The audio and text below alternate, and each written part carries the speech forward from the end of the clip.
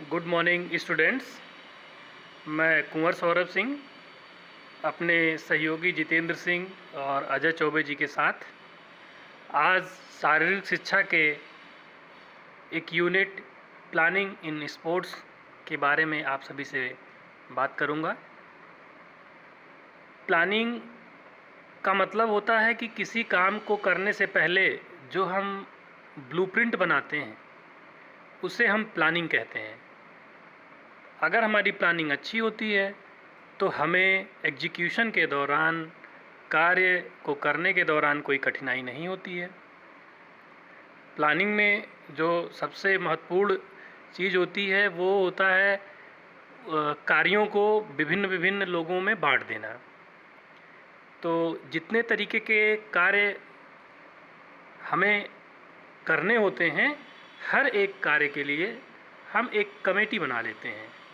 और इस तरीके से अगर आप देखेंगे तो हम बहुत सारी कमेटीज़ बनाते हैं जब हमें कोई स्पोर्ट्स इवेंट या टूर्नामेंट ऑर्गेनाइज कराना होता है। उसमें से प्रमुख कमेटियों के बारे में अगर हम बात करें तो बोर्डिंग एंड लॉजिंग कमेटी, इसके अंतर्गत हम किसी भी टीम के रहने और खाने की व्यवस्थाओं को करते हैं। बजटिंग कमेटी में फाइनेंस से रिलेटेड चीज़ें होती हैं कि टूर्नामेंट जब तक ख़त्म हो जाएगा और उसके बाद भी हमें उसमें कितने पैसे की ज़रूरत पड़ेगी, तो उसकी पहले से ही व्यवस्था हमें कर लेनी पड़ती है। ये काम बजटिंग कमेटी का होता है, जो टूर्नामेंट या इवेंट शुरू होने के काफ़ी पहले से ही शुरू रहता है। डिसिप्लिन कमेटी कोई अनपार्लियामेंट्री एक्टिविटी टूर्नामेंट के दौरान स्टे वेन्यू पे आदि जगहों पे ना होने पाए लड़ाई झगड़े से संबंधित, उसके लिए होती है। ग्राउंड मैनेजमेंट कमेटी सही समय पे मैदानों को तैयार रखती है ताकि टीमों को खेलने में किसी प्रकार की कोई असुविधा ना हो। मार्किंग, इक्विपमेंट्स आदि चीज़ों की व्यवस्था इसी कमेटी के जिम्मे होता है। खेल के दौरान किसी तरीके की चोट लग जाने पर फर्स्ट एड की व्यवस्था ग्राउंड पे ही होती है ताकि खिलाड़ी की चोट को बढ़ने से बचाया जा सके, उसमें ज़्यादा नुकसान होने से उसको बचाया जा सके, उसको प्रोटेक्ट किया जा सके। इसके लिए हम फर्स्ट एड कमेटी बनाते हैं और इसके कुछ मेंबर अपने कुछ इक्विपमेंट्स के साथ प्ले वेन्यू पे हमेशा मौजूद रहते हैं। अगर आपका प्ले वेन्यू और स्टे वेन्यू अलग अलग है तो आपको ट्रांसपोर्टेशन की ज़रूरत पड़ेगी। ट्रांसपोर्ट कमेटी कब कहाँ किस टीम को जाना है, कब कहाँ और किस टीम को कहाँ से ले कर के आना है, ये सारा काम ट्रांसपोर्टिंग कमेटी का होता है। इसके सदस्य सभी टीमों के साथ अपना सामंजस्य बैठा के रखते हैं और उनको पूर्व में सूचित किए हुए रहते हैं कि आपको अब जाना है या आपको अब चलना है। सेरिमोनियल कमेटी ओपनिंग सेरिमनी और क्लोजिंग सेरिमनी के साथ साथ कुछ मनोरंजक कार्यों को भी करती है, जिसमें लोक नृत्य, संगीत, गीत इस तरीके के प्रोग्राम शाम को या फिर अन्य समय पे आयोजित किए जाते रहते हैं। टेक्निकल कमेटी होती है जो खेल के नियमों को देखती है, उनकी व्याख्या करती है और मेथड्स, फिक्सचर, इन सब सारी चीज़ों की जिम्मेदारी इसी कमेटी की होती है। और अपील जूरी किसी भी इवेंट में वो कमेटी होती है जिसमें सबसे उच्च कोटि के अधिकारी होते हैं, जो किसी भी प्रकार के विवाद का निपटारा ना होने पर उस विवाद का निपटारा करते हैं। इसमें प्रायः 3, 5 या 7 मेंबर्स होते हैं जो किसी भी अप्रिय स्थिति या किसी भी विवाद को निपटाने का कार्य करते हैं। अब बात आती है कि तकनीकी समिति के सुझावों पर जो मेथड्स हमें बताए जाते हैं उसमें बेसिक 4 तरीके से मेथड्स होते हैं जिसके आधार पर हम टूर्नामेंट को कंडक्ट कराते हैं। आपका पहला मेथड होता है नॉकआउट या फिर क्लासिकल मेथड। दूसरा होता है आपका राउंड रॉबिन, लीग या बर्गर टूर्नामेंट।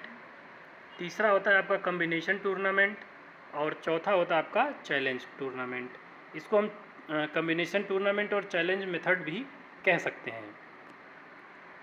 अब नॉकआउट टूर्नामेंट की अगर बात करेंगे तो ये बेसिक 4 तरीके से होता है। अभी इसमें एक 5वां तरीका भी कई जगह पे दिखाई पड़ने लग गया है। तो बेसिक इसके जो कंपोनेंट्स हैं वो सिंगल नॉकआउट, जिसमें एक बार हार के टीम बाहर हो जाती है। डबल नॉकआउट जिसमें 2 बार हारने के बाद टीम बाहर होती है। कंसोलेशन टूर्नामेंट में अगर जो भी टीमें हार जाती हैं उन सभी को एक बार और खेलने का मौका दिया जाता है और इनके विनर को कंसोलेशन विनर कहा जाता है।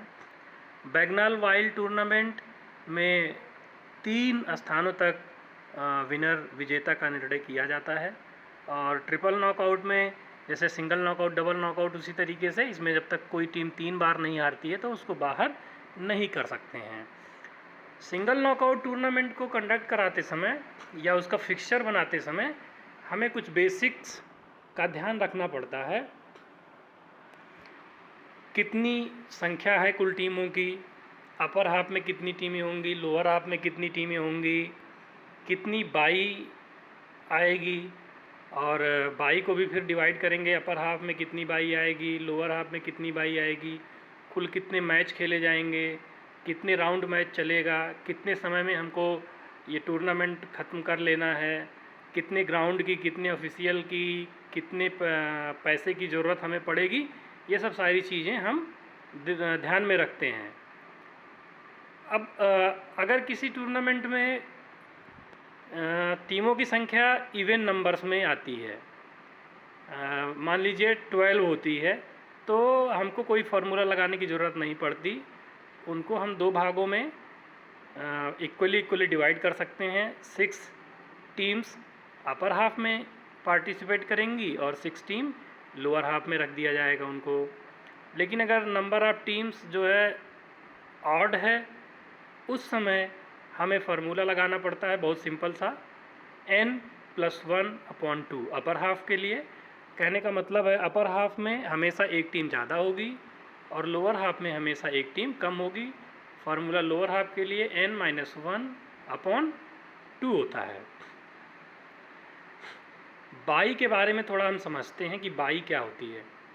देखिए, अगर टीमों की संख्या 2 की पावर में हो, जैसे 2, 4, 8, 16, 32, 64, तो हमारे राउंड और मैच बिल्कुल इक्वली आएंगे। उसमें किसी टीम को ना ज़्यादा मैच खेलना पड़ेगा ना कम मैच खेलना पड़ेगा और समान मैच खेल करके वो अगले राउंड में प्रवेश कर जाएंगे। लेकिन अगर टीमों की संख्या 2 की पावर में नहीं है तो ये चीज़ें नहीं की जा सकती हैं। टीमों को 2 की पावर में लाने के लिए टीमों की संख्या को हम बाई देते हैं।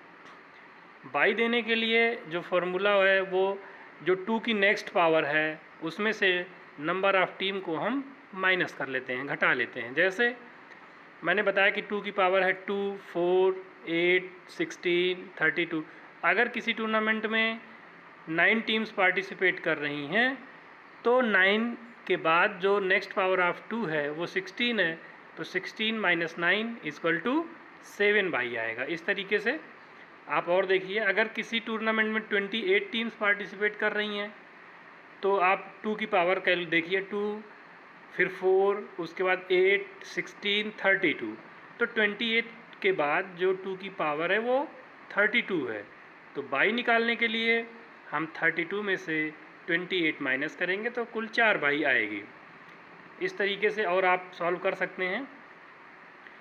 बाई का जो डिवाइडेशन है वो अपर हाफ और लोअर हाफ में हम करते हैं। अगर इवन नंबर में बाई आती है तो आधा ऊपर और आधा नीचे, परंतु यदि बाई ऑड नंबर्स में आ जाती है, 5 आ जाती है, 7 आ जाती है, तो फिर हमें फार्मूला लगाना पड़ता है। एक नंबर में ये फार्मूला पूछ लेता है कई बार। फार्मूला हमेशा लोअर हाफ में एक बाई ज़्यादा होती है फार्मूले के हिसाब से और अपर हाफ में एक बाई कम आती है ऑड नंबर होने पे। अपर हाफ के लिए n-1/2 और लोअर हाफ के लिए n+1/2 होता है। अब formula for number of matches, हम टूर्नामेंट कंडक्ट करा रहे हैं तो कितने मैच खेले जाने हैं ये जानना सबसे आवश्यक होता है। मैचों की संख्या निकालने के लिए कुल मौजूद टीमों की संख्या में से हम एक घटा लेते हैं, n-1 कर लेते हैं, तो हमें खेले जाने वाले कुल मैच ज्ञात हो जाते हैं। जैसे यदि किसी टूर्नामेंट में 16 टीम पार्टिसिपेट कर रही हैं तो 15 मैच होंगे।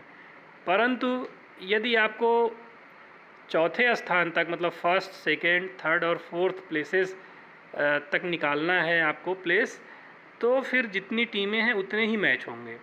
और n-1 का फॉर्मूला तब लगेगा जब आपको केवल फर्स्ट और सेकेंड प्लेस की ही जानकारी चाहिए हो।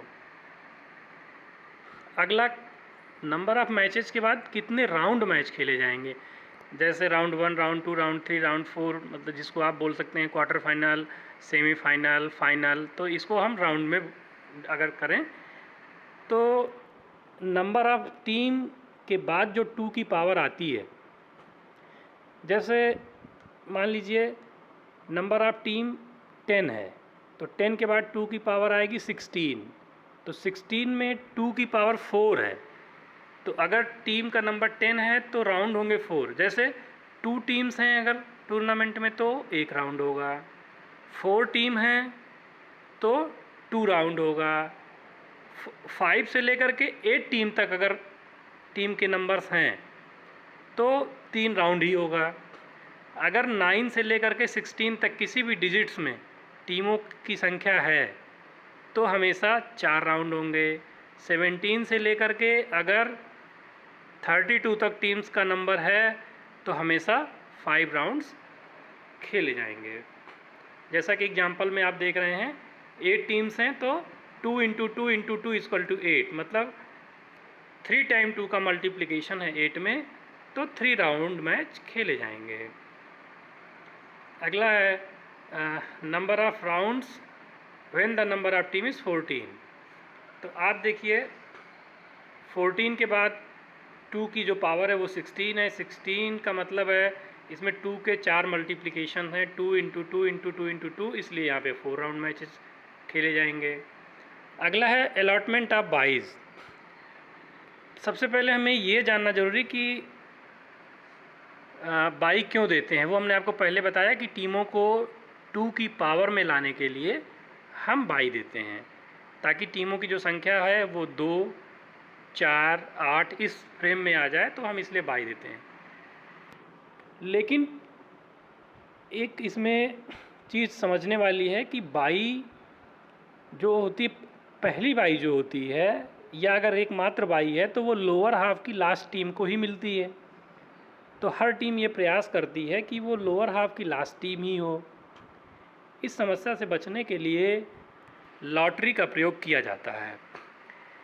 मान लीजिए किसी टूर्नामेंट में 10 टीमें पार्टिसिपेट करेंगी तो 10 के नाम की पर्ची इक्वल साइज़ की बना ली जाती है और सभी टीम मैनेजर्स, उनके कैप्टन्स को बुला लिया जाता है। प्रॉपर रिकॉर्डिंग के साथ हम हर एक मैनेजर या कैप्टन को एक लॉटरी या एक पर्ची उठाने को कहते हैं, और जिसकी पर्ची सबसे पहले उठेगी वो उसको फिक्सचर में, शेड्यूल में 1 नंबर पे रखा जाएगा। जिसकी दूसरे नंबर पे पर्ची उठेगी उसको शेड्यूल में दूसरे नंबर पे रखा जाएगा। इस तरीके से लक बाई चांस जिसको सबसे लास्ट नंबर मिलेगा वो लास्ट रहेगा, जिसको सबसे फर्स्ट मिलेगा वो फर्स्ट रहेगा। बाकी सारे अपने क्रम में फिक्सचर में प्लेस पे डिसाइड रखे जाएंगे टीमें। तो जो लास्ट बाई होती है, जो लास्ट टीम होती है लोअर हाफ की, उसको पहली बाई मिलती है। अपर हाफ की फर्स्ट टीम को दूसरी बाई मिलती है। लोअर हाफ की फर्स्ट टीम को तीसरी बाई मिलती है और अपर हाफ की लास्ट टीम को चौथी बाई मिलती है, 4th बाई। इसके अलावा सारी बाई जो और बचती हैं उनको इसी सीक्वेंस में डिस्ट्रीब्यूट कर दिया जाता है। अब फिक्सचर बनाते समय हमें जिन बातों का ध्यान रखना पड़ता है वो 22 rounds, number of team in upper half, number of teams in lower half, number of bye in upper half, number of bye in lower half, number of rounds, number of matches, इन चीज़ों का हमें ध्यान रखना पड़ता है। आप slide में देख रहे हैं 6 टीम्स के लिए इन चीज़ों को किया गया है। 6 टीमें अगर नॉकआउट टूर्नामेंट से पार्टिसिपेट कर रही हैं तो उसमें 2 बाई आएगी, 3 राउंड मैच होंगे। अपर हाफ में 3, लोअर हाफ में 3 टीमें होंगी। अपर हाफ में 1 बाई, लोअर हाफ में 1 बाई, कुल मैचों की संख्या 5 होगी। और ये फिक्सचर आप देख सकते हैं, और कुल राउंड जो होंगे वो 3 होंगे। आपने फिक्सर देखा ये, और अब हम दूसरा 6 टीम का यहाँ पे देखा हम, और अलग नंबर ऑफ़ टीम्स को लेते हैं बाई के लिए। अब यहाँ पे हमने 13 टीम्स का फिक्सर बनाया है, इसको आप जूम करके देख सकते हैं, 13 टीम्स। इसके बाद आप 24 टीम्स का फिक्सर देखिए। एक चीज़ और हम कर सकते हैं, जब नंबर ऑफ़ टीम्स बहुत ज़्यादा हो तो उनको हम क्वार्टर में डिवाइड कर सकते हैं। जब नंबर ऑफ़ टीम्स ज़्यादा हो तो क्वार्टर में डिवाइड कर सकते हैं, हाफ में उनको हम डिवाइड तो जनरली करते ही हैं। आप देखिए 24 टीम्स में जब आप बाई का डिस्ट्रीब्यूशन करेंगे या बाई निकालेंगे और मैच कराएंगे, तो उसके लिए अगर आप क्वार्टर बनाते हैं तो क्वार्टर में आपको ये ध्यान रखना है कि आप क्वार्टर में अलग अलग भी बाई सेट कर सकते हैं, उसको एक कंप्लीट नंबर ऑफ़ टीम मान करके, या फिर अगर 4 बाई आती है और आपके पास 4 क्वार्टर है तो सबको एक एक आप दे सकते हैं। अगर आपकी बाई आती है 5 और क्वार्टर हैं 4, तब आप कैसे डिवाइड करेंगे? पहले क्वार्टर में 2 बाई और तीसरे चौथे और दूसरे तीसरे और चौथे क्वार्टर में एक एक बाई। अगर आपके पास बाई आती है 6, क्वार्टर 4 हैं, तो आप पहले क्वार्टर में 2 बाई, दूसरे क्वार्टर में 2 बाई, तीसरे और चौथे में एक एक बाई। इस तरीके से आप 24 टीम का फिक्सर देखिए। थोड़ा अलग तरीके से फिक्सर बनाया है मैंने ये। इसमें दोनों तरफ से हमने डिवाइड कर दिया था टीम्स को। 24 टीम को 12 को लेफ़्ट हैंड साइड रख दिया है और नेक्स्ट 12 को राइट हैंड साइड रख दिया है, और इस तरीके से फिक्सर ड्रॉ किया है। आप इसको जूम आउट करके देख सकते हैं। जिस तरीके से हम बाई देते हैं, कुछ उसी तरीके से एक सीडिंग, जिसको हम स्पेशल बाई कहते हैं, उसका भी प्रोविज़न है टूर्नामेंट्स में, जो रेयर होता है लेकिन बहुत बार इसका प्रयोग किया जाता है। स्पेशल बाई या सीडिंग हम उस टीम को देते हैं जिसकी प्लेइंग एबिलिटी बहुत ज़्यादा होती है, जिस पे ये हमें विश्वास होता है कि निश्चित ये फाइनल तक टीमें पहुंच जाएंगी, और या वो पिछले साल की रनर विनर होती हैं, या टीम रैंकिंग जो डिसाइड की जाती है फेडरेशन के द्वारा, उसमें उनकी रैंकिंग 1, 2, 3, 4 इस तरीके से होती है, तो उन्हें ही सीडिंग कर सकते हैं हम, किसी और टीम को सीड नहीं कर सकते हैं। सीडिंग के लिए जैसे हम बाई अलॉट करते हैं तो वैसे सीडिंग भी दी जाती है। अगर आपको 2 सीडिंग देनी है तो पहली सीडिंग को हम लोअर हाफ की लास्ट टीम की जगह फिक्स करेंगे, और दूसरी सीडिंग टीम को हम अपर हाफ की फर्स्ट टीम पे सीड करेंगे, फिक्स करेंगे। जैसे बाई देते हैं, अगर 4 टीमों को सीड करना है तो तीसरी टीम को लोअर हाफ की फर्स्ट टीम और चौथी सीड को अपर हाफ की लास्ट टीम की जगह पर फिक्स कर देते हैं। इनको लॉटरी में पार्टिसिपेट करने की ज़रूरत नहीं होती है। इसके बाद जो टीमें बचती हैं, टोटल नंबर ऑफ़ टीम में से हम उसको माइनस कर लेते हैं। जैसे मान लीजिए एक टूर्नामेंट में 9 टीम या 11 टीम्स पार्टिसिपेट कर रही हैं, उसमें हमें 2 टीमों को बाई देना है, तो पहले हम 2 टीमों को सीडिंग देनी है, तो 2 टीमों को हम 11 टीम में से माइनस कर लेंगे, तो हमारे पास कुल 9 टीम्स आएंगी। अब 9 टीम्स को हम वो होल नंबर मान करके बाई फाइंड आउट करेंगे, तो हमको बाई निकालने के लिए फिर हमको 16 में से 9 माइनस करना पड़ेगा और 7 बाई आ जाएगी। इसी तरीके से अगर 11 टीम्स हैं और हमको 2 टीम्स को सीड करना है, तो हमको बाई निकालने के लिए 2 टीम्स जो सीडेड हैं उनको हम टोटल टीम में से माइनस कर लेंगे, तो हमारे पास टोटल टीमें आएंगी अगर 4 टीमों को सीड करना है, टोटल टीम है 11, तो हमारे पास कुल टीम बचेगी 7। अब 7 टीम में अगर हम बाई निकालेंगे तो बाई आएगी 1। आगे हमने ये फिक्सर बनाया है, आप देखिए 11 टीम्स का फिक्सर है, जिसमें हमने 4 टीमों को सीड किया है और इसमें 1 टीम की बाई आई है। इसमें राउंड्स और मैच की संख्या कहीं से डिस्टर्ब नहीं होती है, आप इसको जूम आउट करके स्टडी कर सकते हैं। अगला आप देखिए 11 टीम में जब हमने केवल 2 टीम को सीड किया है और 7 बाईज़ यहाँ पे बनी हुई हैं, ये फिक्सर आप देख सकते हैं। और इसके बाद 9 टीम का एक और हमने फिक्सर बनाया है, जिसमें 2 टीमों को सीडिंग दी है, ये आप चेक कर सकते हैं। और इसी के साथ ये वीडियो समाप्त होता है। धन्यवाद।